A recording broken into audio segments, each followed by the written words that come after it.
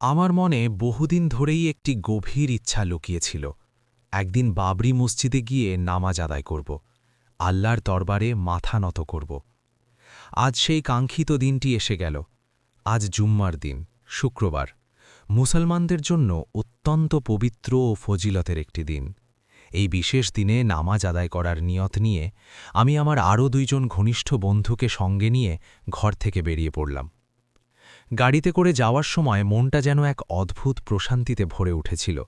রাস্তার প্রতিটি মুহূর্তে মনে হচ্ছিল আমি কোনো সাধারণ জায়গায় যাচ্ছি না, আমি যাচ্ছি একটি ইতিহাসের সাক্ষী, একটি পবিত্র স্থান, আল্লাহর ঘরে।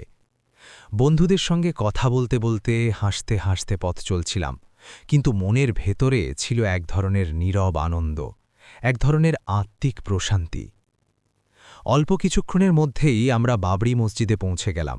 সেখানে পৌঁছে দেখি চারপাশে মানুষের ঢল নেমেছে। দূর দূরান্ত থেকে অসংখ্য মানুষ আজ জুম্মার নামাজ আদায় করতে এসেছেন। সেই ভিড়ের মধ্যেও ছিল শৃঙ্খলা, ছিল একতা, ছিল আল্লাহর প্রতি ভালোবাসা।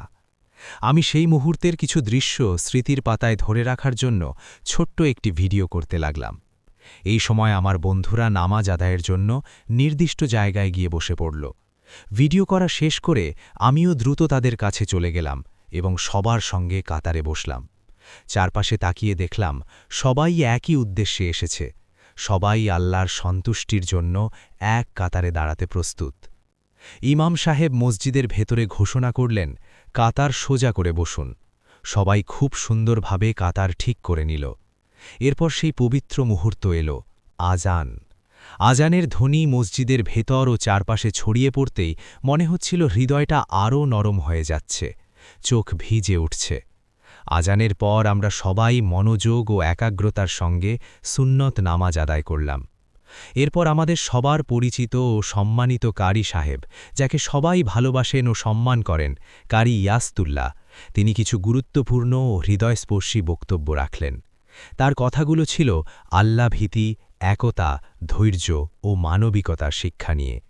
সেই বক্তব্য মন দিয়ে শুনতে শুনতে মনে হচ্ছিল আজকের এই জুম্মা শুধু নামাজ নয়, বরং আত্মশুদ্ধির একটি দিন।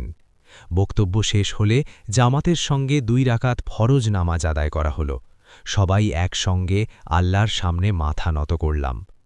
নামাজ শেষে আমরা আল্লাহর দরবারে হাত তুলে দোয়া করলাম, নিজেদের জন্য, পরিবার পরিজনের জন্য, মুসলিম উম্মাহর জন্য এবং সমগ্র মানবজাতির শান্তির জন্য।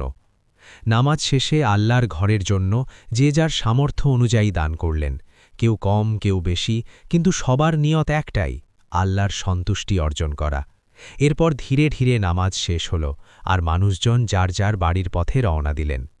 আমরাও যখন মসজিদ থেকে বেরিয়ে বাড়ির দিকে রওনা দিলাম, তখন মনে হচ্ছিল আজ আমি জীবনের একটি বড় সৌভাগ্য অর্জন করেছি।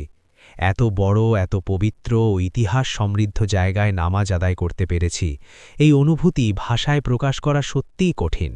মনটা ভরে উঠেছিল অদ্ভুত এক আনন্দ, শান্তি আর তৃপ্তিতে। এই আনন্দ আর ভালো লাগা নিয়েই আমরা হাসি মুখে বাড়ির পথে ফিরলাম। আজকের এই দিন, আজকের এই জুম্মা, আজকের এই নামাজ আমার হৃদয়ে চিরদিনের জন্য স্মরণীয় হয়ে থাকবে। আজকের এই ভিডিওটি যদি আপনাদের ভালো লাগে তাহলে অবশ্যই একটি শেয়ার দিয়ে পাশে থাকবেন।